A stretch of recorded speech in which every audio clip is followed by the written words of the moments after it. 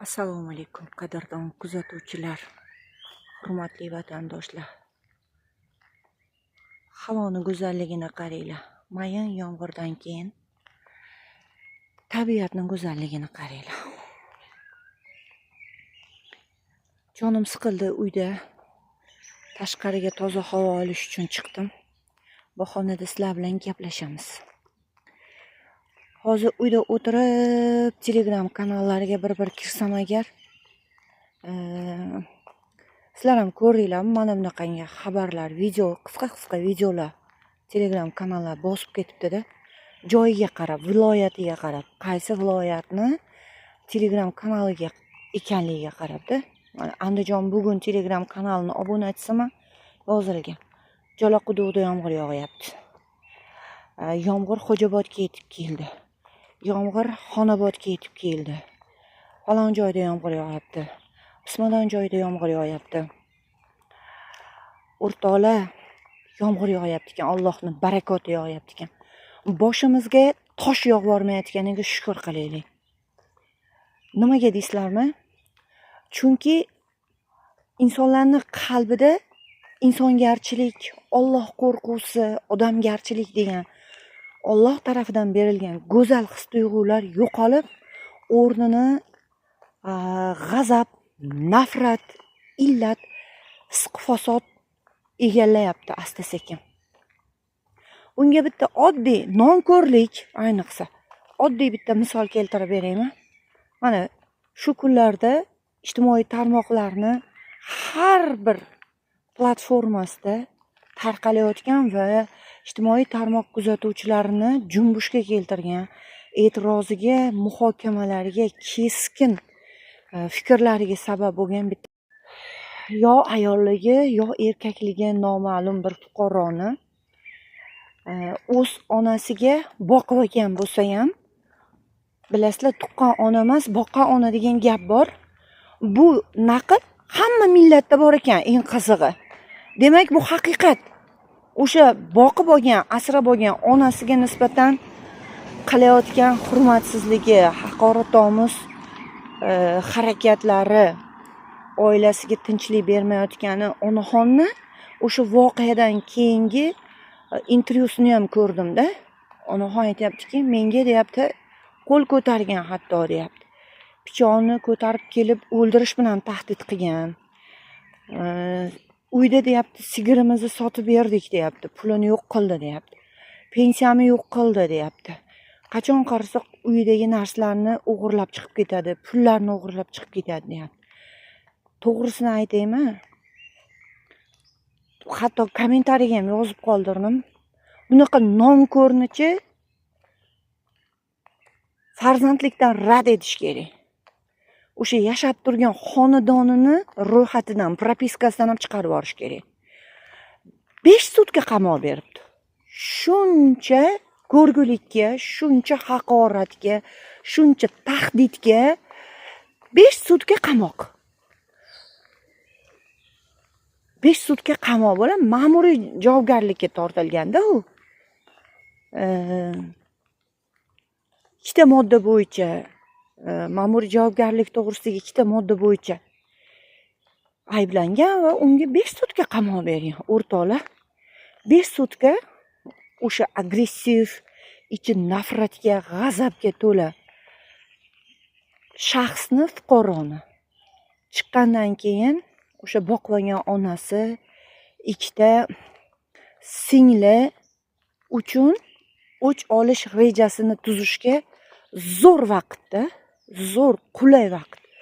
O'sha yerda uzr so'rab, men onamni xafa qilib qo'ydim, uzr so'rayman. Yolg'on gapirmayotgan odam insonni ko'ziga tik qarab gapiradi. Yolg'on gapirayotgan odam hech qachon odamning ko'ziga tik qara olmaydi. Yolg'on gapirayotganni o'sha videolarni ko'rgan bo'lsanglar, shunday yerga qarab gapiryapti, shundan ham bilsanglar bo'laveradi.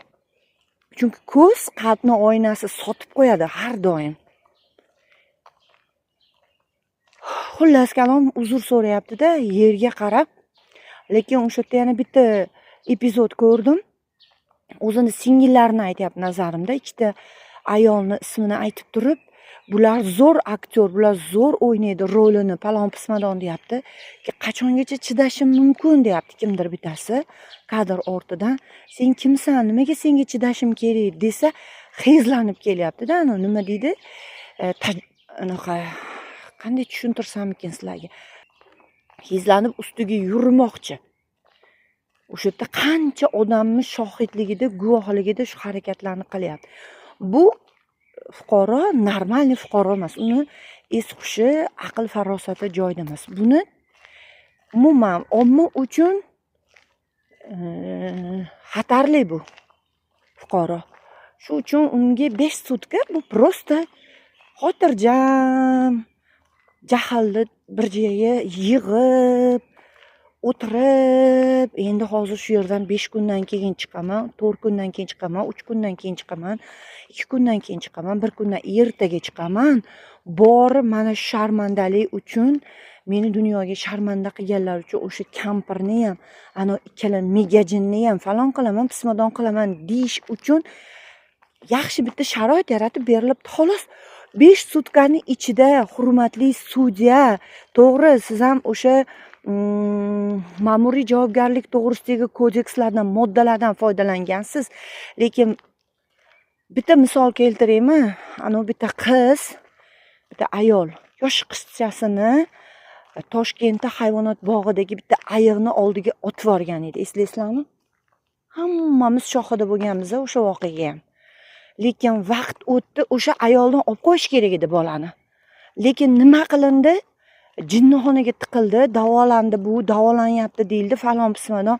Lekin o'sha qizcha katta bo'lib maktabda o'qiyotgan vaqtida o'sha qizcha o'sha psix onasi tarafidan o'ldirildi.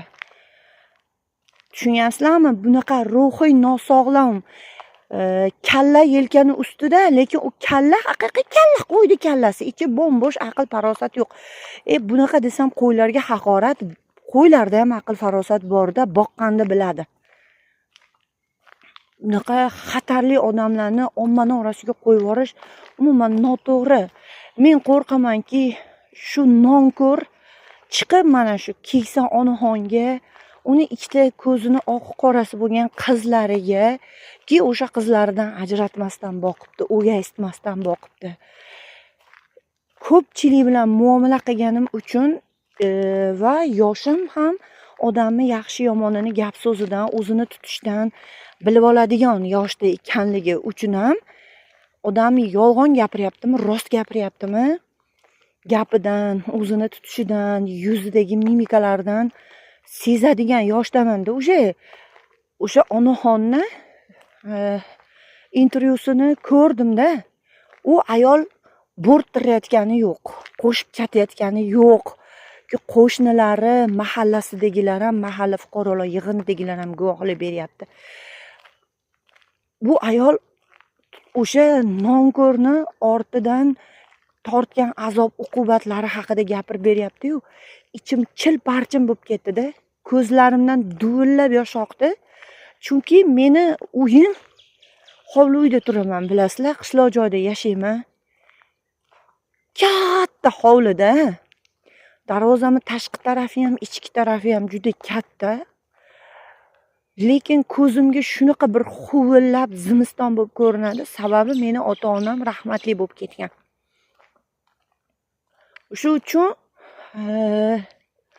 men onaxonni farzandi bag'riga bolam deb bosgan, yemay yedirib, kiymay kiydirib, boqib, asrab, avaylab, ulg'aytirgan farzandida u o'zi tuqqan bo'lish shartmi? Aytyapman, u tuqqan emas, boqqan ona deb.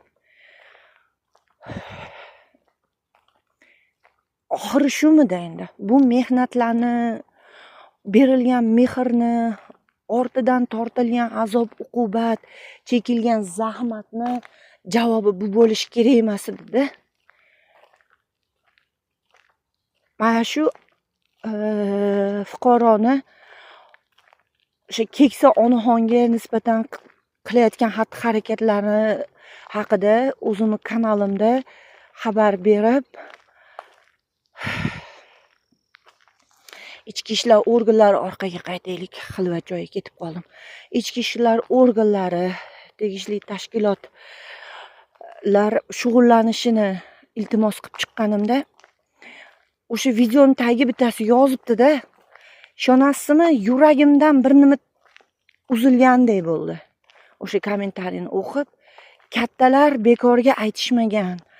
Yetim qo'zi asrasang, og'zi burning moy bo'lur, yetim bola asrasang, og'zi burning qon bo'lur deb, mana shunaqalarga aytishganda debdi. Shunaqa odamlar bor ekan, yetim bola asrasam, og'zi burnimni qon qiladi deydigan. Lekin ana o'sha kuzatuvchiga, foydalanuvchiga bitta fikr aytmoqchi edim.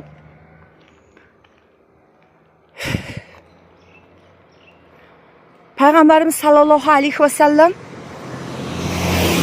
ikkala barmog'ini bir-biriga jipslashtirgan holatda ko'tarib, kimki yetimni boshini silasa, jannatda u bilan mana shunday yonma-yon turaman degan ekan. To'g'ri, mana shunaqangi noshud, notavon, nonko'rlarga nisbatan aytilgan gap bu gap. Lekin Allohdan kelgan bir sinov deb bilish kerak. O'sha onaxonga qaratib aytmoqchi edimki, onaxon, sizga sinovni Allohim o'sha boqqan bolangizdan beribdi. Tuqqan bolalaringizga bir dard berib qo'yganda, bebaxt qilib qo'yganda, tuzalmas bir dard berib, yo berib turib o'ynab kulib, rosa bag'ringizda gurkirab bo'yiga yetganda olib qo'yganda nima qilgan bo'lardingiz? O'zingiz o'ylang. Rosa yaxshi odammidi turmush o'rtog'im deyapsiz. Baribir bu dunyoda bitta sinov bo'lar ekanda, o'sha sinov sizga mana shu boqqan bolangizdan keldi. Shuncha mehnatim, bergan mehrimni javobi shumidi? Shunga haq etdimmi men deyotgandirsiz. Hozir hamma siz duo qilib o'tiribdi. Ey Allohim, shu nobakor farzanddan mana shu ayolni qutqargin. Hammani e'tibori sizga qaratilgan onaxon. Insof bersin deymiz, nima deymiz? Birovga o'lim tilash, kulfat tilash bizni tarbiyamizga yarashmaydi. Shu uchun yaxshimi yomonmi, bir kunlik chaqaloqligidan asrab olingan farzand insof bersin. Boshqacha bo'ladigan bo'lsa agar, bu aytyapman-ku, yana bitta jonni yoqadi, qadam bosib borgan joyigaki zarar keltiradi. Kimgaki yaqinlashsa huzurini, halovatini qochiradi.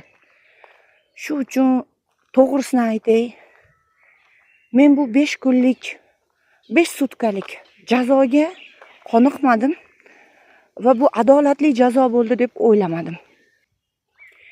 O'zinglarni ehtiyot qilinglar, Allohga omonat bo'linglar. Allohim bizni har doim yomonlardan uzoqlashtirsin, yaxshilarga yondoshtirsin, qalbimizni iymon nurlari bilan yoritsin va bir kun vaqt soati kelganda hammamizga juda ham xayrli, chiroyli yakun bersin va qarshisiga o'sha kunda iymonimiz salomat holda chiqishlikni nasib qilsin.